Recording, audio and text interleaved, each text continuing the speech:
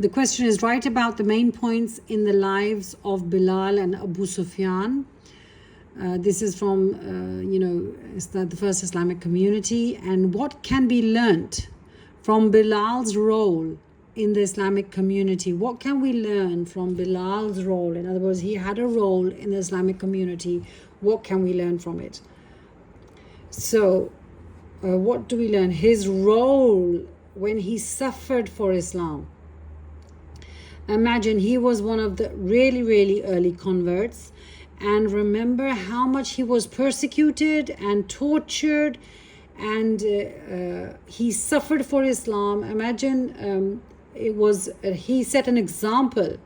He was a role model, in fact, that even being in a weak position, even being in a low status, he still did not, it didn't affect him. If he had to negate his masters, he managed to do that, and everything he did for the sake of Islam. So you can see that his role is as a role model.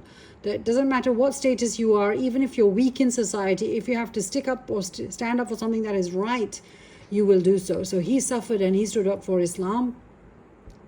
And what else can we see? That he was steadfast. If it was somebody else and they were weak, they would have left the religion. But he was steadfast, and he didn't fault in his actions. He remained focused to Islam, even going through all of the persecutions. He was given respect. Because of his continuous suffering and because of his steadfastness during the early lives and the early persecution, he was given respect, irrespective of his previous status, irrespective of his color or creed. He was given respect. How was he given respect? He was made the first muazzin of Islam. Muazzin means the person who proclaims the azan. And remember, he was black, he was African.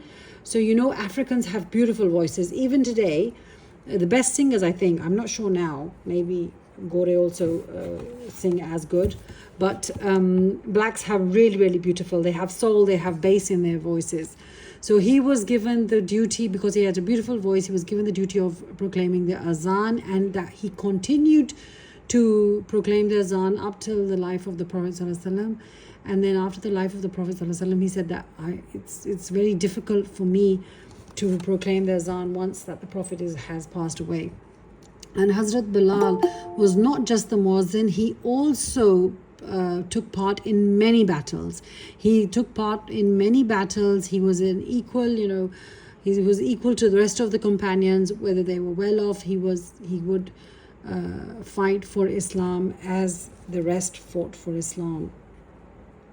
So he fought many battles. Do you have any other views? That's all I could come up with. Do you think of, can you, after I've discussed this, does anything come to your mind?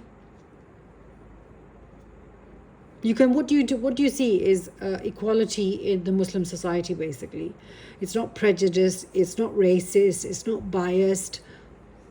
Because of the role that Bilal had in the Muslim society, you can easily tell that the Muslim community was not biased, prejudiced, racist, or